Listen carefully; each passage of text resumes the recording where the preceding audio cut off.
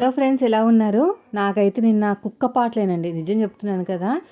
ఏది పట్టుకున్నా ఎంత బాధగా అనిపించిందంటే, భారంగా కూడా అనిపించింది. మార్నింగ్ వంట చేస్తుంటే గ్యాస్ అయిపోయింది. నాకు అస్సలు గ్యాస్ పెట్టడం కూడా రాదండి. నిజం చెప్తున్నా కదా! ఎన్ని సార్లు ట్రై చేసినా సరిగ్గా పట్టదనమాట.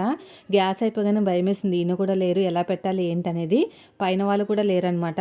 ఇంకా నేనే తిప్పలు పడి ఏదో రకంగా మొత్తం మీద ఒక 10 నిమిషాల పాటు పట్టుకుని, అది దాన్ని కరెక్ట్‌గా పెట్టడానికి రాదండి.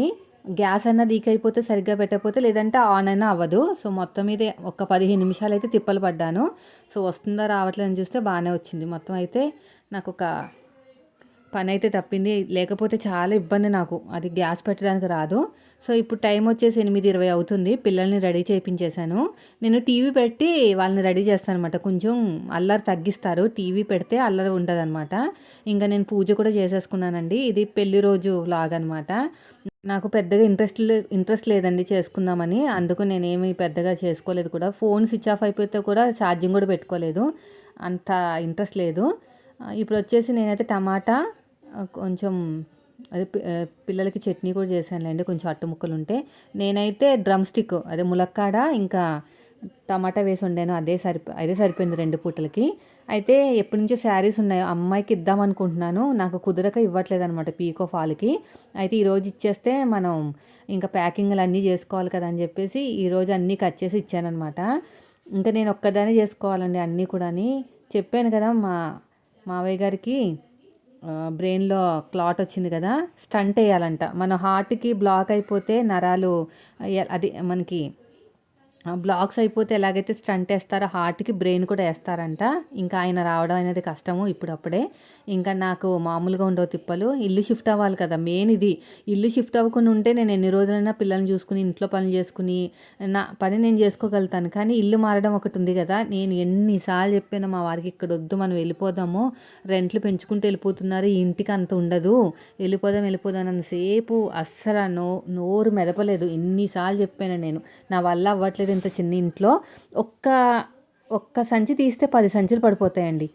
పిల్లి నెత్తి మీద పెట్టినట్టే పెడతాననమాట. ఇంకా దానికి మళ్ళీ రివర్స్‌గా నన్నే తిడతారు. ఏంటి ఇదంతా ఇల్లంతా ఇలా ఉందని. అసలు కబోర్డ్ లేవు. ఎప్పుడో పెళ్ళైనప్పుడు వచ్చాం ఇద్దరం. అసలు సరుకులు కూడా లేవు. అప్పట్లో మిషన్ కూడా లేదు. ఏదో పాత మిషన్, చిన్న మిషన్ ఉండేది. అసలు ఏమీ లేవు. కస్టమర్ బ్లౌజులు గానీ, క్లాతులు గానీ ఏమీ లేవు. లైనింగ్‌లు గానీ, ఫాల్స్‌లు గానీ, దారాలు గానీ ఏమీ లేని స్టేజ్‌లో ఉన్నప్పుడు మనం ఏదో ఈ ఇంటికి సరిపోయాం మనం. ఇప్పుడు 2 పిల్లలు పుట్టారు. నా బిజినెస్ ఉంది. ఇవన్నీ నేను ఎక్కడ పెట్టుకోవాలి? ఒక్కటి తీస్తుంటే 10 పడిపోతుంది. నాకైతే ఒక్కొక్కసారి ఎంత చిరాకొచ్చేదో తెలుసా? వాళ్ళెవరైనా ఫ్రెండ్స్‌ని ఇంటికి తెప్పించినా కూడా నాకు వద్దు, తీసుకురావద్దనే చెప్పేదాన్ని. ఎందుకంటే ఫస్టు ఇల్లుని చూసి నన్ను చూస్తారు. అంతే గదా! ఇంటిని చూసి ఇల్లాని చూడమంటారు కదా! ఏంటి ఇల్లు ఇలా ఉందని. నేను ఎక్కడ పెట్టుకోవాలి చెప్పండి? ఒక ర్యాంక్ అప్పటికి కొనుక్కొని పెట్టుకున్నాను. అయినా సరే అది ఎక్కడ సరిపోతది? మన దగ్గర ఇన్ని బిజినెస్‌లాగా పెట్టుకున్నప్పుడు ఖచ్చితంగా డబుల్ బెడ్‌రూమ్ ఉండాలి. డబుల్ బెడ్‌రూమ్‌కి వెళ్ళిపోదాం, మనకి ఇంకా సరిపోదన్నా సరే. ఎన్ని సార్లు చెప్పినా వినలేదు. ఇప్పుడు చూసారా? ఇప్పుడు వాళ్ళు వెళ్ళిపోమంటే అప్పుడు కదిలేరనమాట. వాళ్ళు ఏమి వెళ్ళమనకుండా ఉంటే ఇంకా ఉండను. వాళ్ళు ప్రతి సంవత్సరం రూ. 1000 పెంచుకుంటూ వెళ్తున్నారు. అసల మా ఏరియాలో ఎవ్వరు కూడా సంవత్సరానికి రూ. 1000 పెంచరండి. పెంచితే 500. మంచోళ్ళు ఈళ్ళు మంచిగా ఉన్నారంటే ఒక 300 సంవత్సరానికి. రూ. 1000 ఎవ్వరు పెంచట్లేదు. వీళ్ళే పెంచుతున్నారు. మనం ఇంకా ఎక్కడికి వెళ్ళము. ఇక్కడే పాతుకుపోయి ఉంటాము అని చెప్పేసి ఇక్కడే కావాలని పెంచుతున్నారు. ఇల్లు మారిపోదామంటే వినలేదు. ఇప్పుడు చూసారా? కరెక్ట్ టైంకి ఇల్లు మారుతున్నాము. అటేమో అక్కడ హాస్పిటల్ ఆళ్ళున్నారు. నేనేమో ఇక్కడ పిల్లల్ని చూసుకోవాలి. ఇల్లు మారడానికి ఇవన్నీ సదురుకోవాలి. అసలు మొత్తం కూడా చేతులు ఎంత నొప్పొచ్చినాయి అంటే అన్నీ సదురుకునేసరికి నాకైతే ఏడుపొచ్చేసిందనమాట. ఇవన్నీ నేను ఎప్పుడు సదురుకోవాలి? ఏమన్నా ఒకటా, రెండా? ఒక్కదాన్ని అన్నీ చూసుకోవాలి. పిల్లల్ని పంపించిన తర్వాత ఇంకా టైలరింగ్ అంటే నేను ఇప్పుడు ఏం తీసుకోవట్లేదు. ఏదో ఒకటో, రెండో ఉన్నాయి పాతవే. కొత్తవి ఏం తీసుకోవట్లేదులెండి. నేను ఇల్లు మారిపోతున్నాం కదా! తర్వాత తీసుకుంటామని చెప్పాను. సో, చూడండి ఎన్ని తిప్పలొచ్చినాయో. అన్నీ ఒకేసారి రావడం వల్ల. నేను చెప్పినప్పుడు మారిపోయి ఉంటే ఈ తిప్పలు ఉండేవి కాదు. చూడాలి, ఫస్ట్‌కి ఇల్లు మారాలి. అసలు ఫస్ట్‌కైనా వస్తారో లేదో నాకైతే డౌటే. రాకపోతే మాత్రం నేనొక్కదాన్ని ఇంకా మోసుకోవాలి. నన్ను మళ్ళీ ఇంట్లో ఉంచనివ్వరండి ఇంకా. అసలా గొడవతో వెళ్తున్నాం కాబట్టి వెళ్ళిపోమనే. ఆమె సెకండ్‌కి ఖాళీ చేస్తామంటేనే ఫస్ట్ కల్లా వెళ్ళిపోవాలి, ఊరుకోను నేను అని చెప్పింది. అంత ఇదిగా ఉంది. అలాంటిది ఇప్పుడు ఆయన ఫస్ట్‌కి రాకపోతే నా పరిస్థితి ఎలా ఉంటదో మీరే ఆలోచించండి. నాకైతే మీతో మాట్లాడుతుంటే నాకు ఏడుపొచ్చేస్తుంది తెలుసా? అసలు ఈ 10 ఇయర్స్‌లో ఎప్పుడు కూడా పెళ్లి రోజు నేను ఆడలేదు. ఇప్పుడైతే నాకు మీతో మాట్లాడుతుంటే నాకు ఏడుపొచ్చేస్తుంది. పనులు చేసుకోలేక ఇన్ని. ఏమన్నా చిన్న పెద్ద పనులా? అన్నీ సర్దుకునేసరికి చుక్కలు కనిపించేసినాయి. 7 శారీస్ అయితే ఎప్పటినుంచో ఉన్నాయన్నమాట. ఎందుకంటే ఇవన్నీ మళ్ళీ ఫాల్ వెతుక్కోవాలి, ఇవ్వాలి కదా! దానికోసం లేట్ అయిపోయిందనమాట. నాకే బద్ధకం వేసింది ఇద్దాంలే అని. ఇంకా మనం వెళ్ళిపోతున్నాం కదా! ఒకసారి వాళ్ళ అమ్మాయికి ఇచ్చేస్తే కుట్టుంచుతుంది. తర్వాత తెచ్చుకోవచ్చు అని చెప్పేసి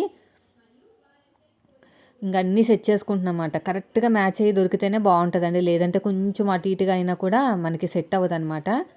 ఇంక అన్నీ ఇవి చూడడానికి ఒక 10 నిమిషాలు చూపిస్తాను గానీ, నాకు గంట పట్టింది తెలుసా? అందుకు నేను రూ. 5 ఎగస్ట్రా తీసుకుంటాను మధ్యలో. అమ్మాయికి 30 ఇస్తే నేను 35 తీసుకుంటాననమాట. అలాగే రూ. 5 కంపల్సరీ ఉంటది. టైం పట్టింది కదా వీటన్నిటికిని అందుకుని. ఇంగో ఈ కలర్ అయితే అస్సలు దొరకట్లేదు. మొత్తం మీద దొరికిందిలేండి. వెతకాలనమాట. ఇది కిందకొస్తది. మీషోలో శారీస్ ఇవన్నీ కూడాని. మీషోలో తీసుకున్న శారీసే 350, 380 రీజనబుల్ కాస్ట్ అనమాట. డైలీ వేర్‌కి బావుంటాయి. అదేవిధంగా ఏదైనా ఫ్రాకులు కుట్టుకుంటానికన్నా బావుంటది. ఎవరైనా కొత్తగా టైలరింగ్ నేర్చుకున్న వాళ్ళు ఫ్రాకులు నేర్చుకుంటారు కదా! వాళ్ళకి కూడా ఇలాంటివి చాలా బావుంటాయన్నమాట.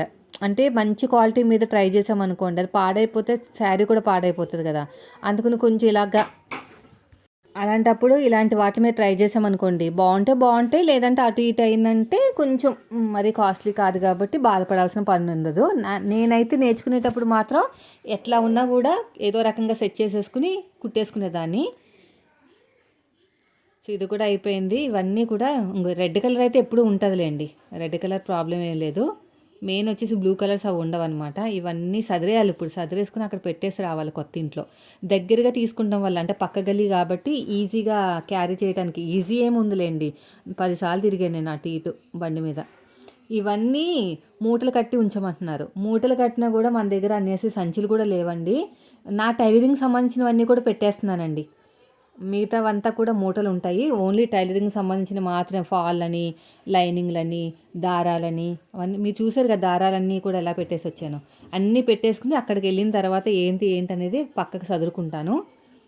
ఇప్పుడైతే మొత్తం ఒక మూట కట్టేసి తీసుకెళ్ళిపోతున్నాను.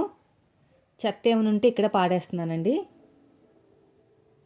ఇంత టైలరింగ్ చేసేటప్పుడు ఏంటంటే చిన్న పీస్ కూడా పాడేయాలనిపించేది తెలుసా? అదొక ఏంటంటే ఆ వృత్తికి సంబంధించిన పద్ధతి అనమాట అదంతే. నేను ఎలా చెప్పాలో కూడా నాకు అర్థం కావట్లేదు. ఒక 10 ఇంచెస్ ఉందనుకోండి క్లాత్, అమ్మో దేనికైనా వస్తదేమో అని పక్కన పెడతాం. మళ్ళీ అలాంటి క్లాతులు మళ్ళీ వస్తాయి, మళ్ళీ పెడతాం. అలా దానివల్ల ఏంటంటే చెత్త పెరిగిపోతదనమాట. అసలు పాడేయాలనిపించదు. చిన్న పీస్ కూడా పాడేయాలనిపించదు తెలుసా టైలరింగ్ చేసే వాళ్ళకి. అంత వాల్యుబుల్‌గా ఉంటదనమాట. అలాంటియి ఎన్నొచ్చినాయో ఇప్పుడు బయటకు తీస్తే. ఇవన్నీ కూడా ఆయన ఎదురుగుండా సదిరాననుకోండి అన్నీ పాడేయమంటారు. నాకు మనసు ఒప్పదు. అందుకని ఆయన లేనప్పుడు అన్నీ సదిరేసుకొని అక్కడ పెట్టేసుకొని వచ్చాను. ఇవన్నీ ఫోల్డ్ చేసుకుని మొత్తానికి ఎన్నున్నాయంటే 7 చీరలున్నాయి. వీటన్నిటికి ఫాల్ దొరికినాయిలేండి. ఈ గ్రీన్ కలర్ శారీ బాగుంది కదా!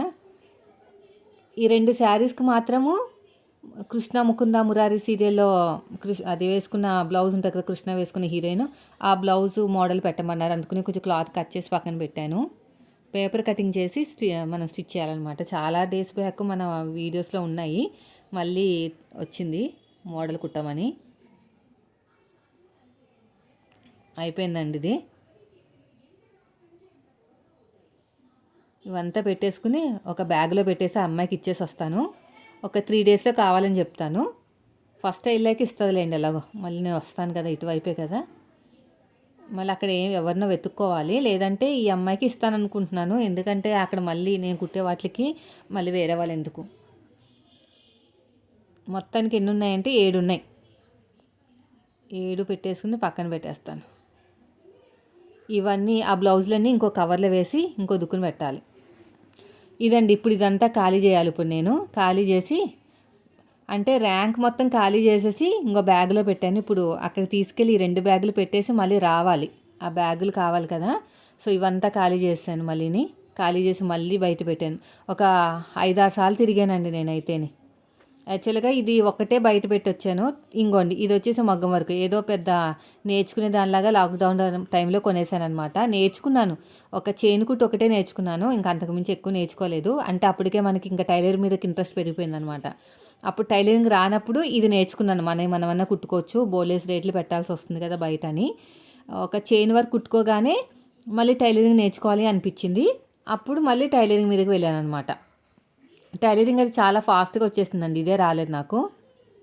దేనికైనా ప్రాక్టీసు, ఇంట్రెస్ట్ రెండూ ఉండాలి. ఏదైనా సరే. మనకి ఇంట్రెస్ట్ ఉంటేనే ఏదైనా వస్తదండి. ఇంట్రెస్ట్ లేకపోతే మాత్రం రాదు. ఇవన్నీ దేని దానికి విప్పేసి ఒక కవర్‌లో పెట్టేసామనుకోండి ఈజీగా తీసుకెళ్ళిపోవచ్చు. స్టాండ్ వచ్చేసి నేను అమెజాన్‌లో తీసుకున్నాను. అప్పట్లో మీషో లేదు. లాక్‌డౌన్ టైంలో కొనుక్కున్నాను. మీషో యాప్ లేదు అప్పట్లో. ఎక్కువ ఇవే అమెజాన్ అని, ఇవని, అవని. ఈ మధ్యన వచ్చింది ఒక 4 ఇయర్స్ బ్యాక్ నుంచి వచ్చినట్టుంది. ఇప్పుడు చూడండి నా తిప్పలు. ఇవి ఎంత జంక్ పట్టేసి గట్టిగా ఉన్నాయన్నమాట.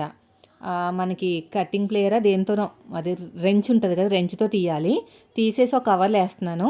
యాక్చువల్‌గా అయితే ఏంటంటే కవర్‌లో వేయక్కర్లేదు. ఆ పక్కనే మళ్ళీ బిగించేస్తే అయిపోను. ఆ హోల్స్ ఉన్నాయి కదా!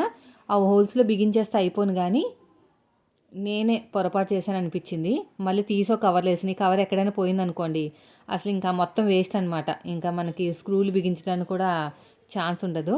తీసేటప్పుడు చేతులు ఎంత నొప్పొచ్చాయంటే, అసలు నాకు అన్నం తినడానికి కూడా 5 ఫింగర్స్ కూడా దగ్గరికి రాలేదండి. అంతలాగా టైట్‌గా అయిపోయిందనమాట ఫింగర్స్ అన్నీ కూడా. అంతా గట్టిగా ఉన్నాయి ఇవి.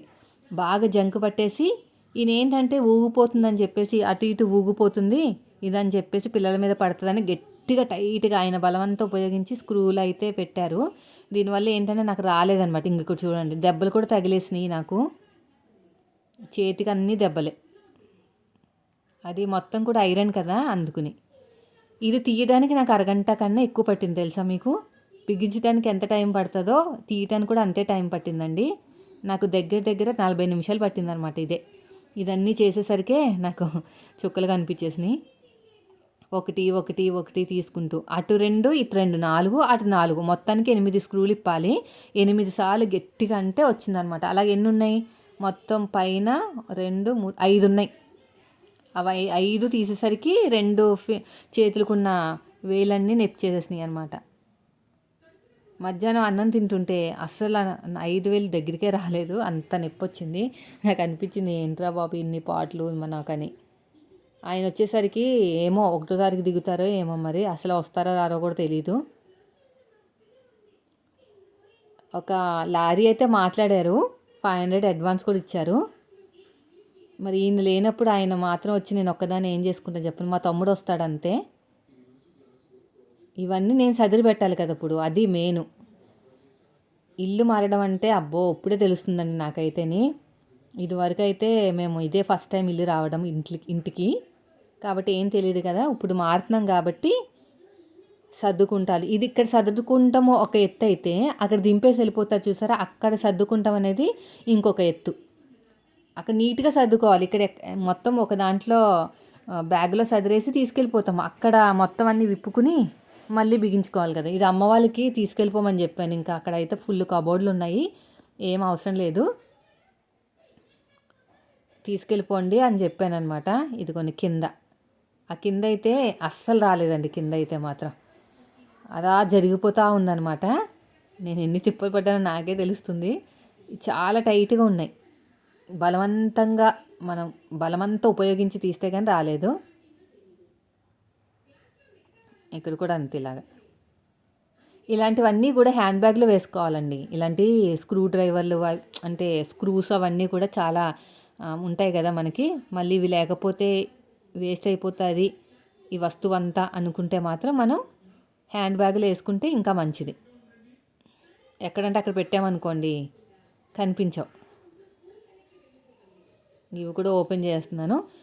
కొన్ని పెట్టేసొచ్చాను కదా! పిల్లలు ఇంకా మళ్ళీ వెళ్దామనుకున్నాను. కానీ డ్రైవింగ్ చేయడానికి కూడా రాలేదనమాట. నొప్పొచ్చేసింది. ఇలా కాదు పిల్లల్ని ట్యూషన్‌లో డ్రాప్ చేసిన తర్వాత అప్పుడు ఇంకో 2 పెడదాంలే.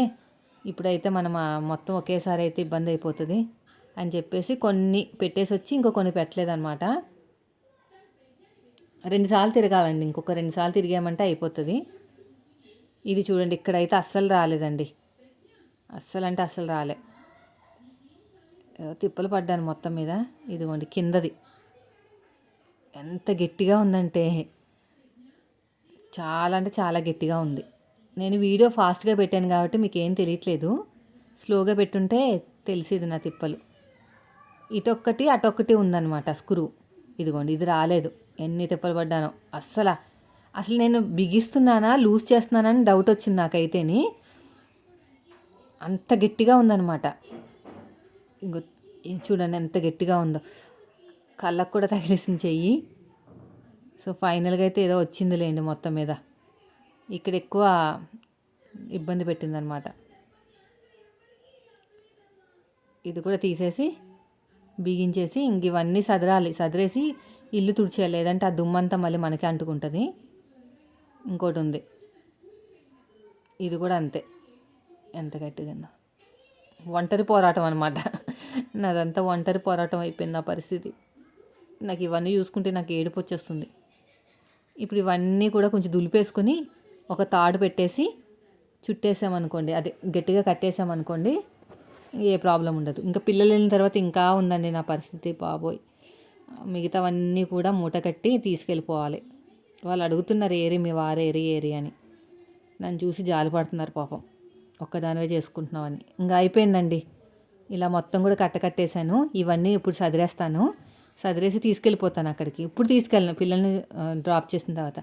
ఇదంతా అయిన తర్వాత నీరసం వచ్చింది. ఒక అరగంట సేపు పడుకుని ఒక బ్లౌజ్ కుడదామనిపించింది. ఎందుకంటే ఆంటీ అడిగింది, ఇది ఇచ్చేసి వెళ్ళిపో అమ్మ ఖాళీ చేసని. ఇంక ఇలాగే ఉంటుందండి తెలుసా.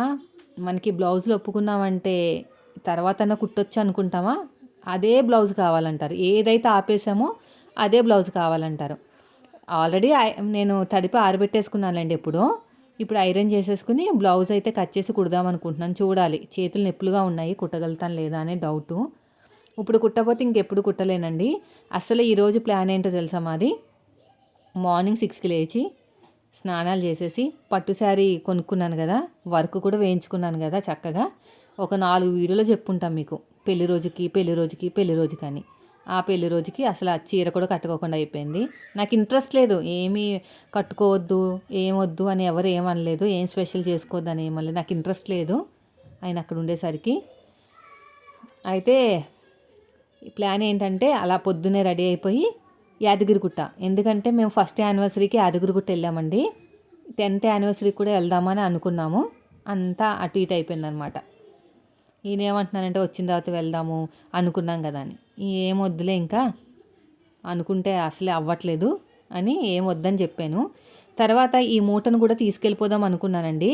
చిన్న ముక్కలు ఉంటాయన్నమాట. ఇది షేప్ బెల్ట్ కానీ లేదంటే ఉక్సు పట్టి కాజా పట్టికి వస్తాయని చెప్పేసి కాటన్ లైనింగ్లు అన్నీ కూడా చిన్న ముక్కలు కూడా పాడేయకుండా ఉంచుకున్నాను. అది నేను చేసిన తప్పు.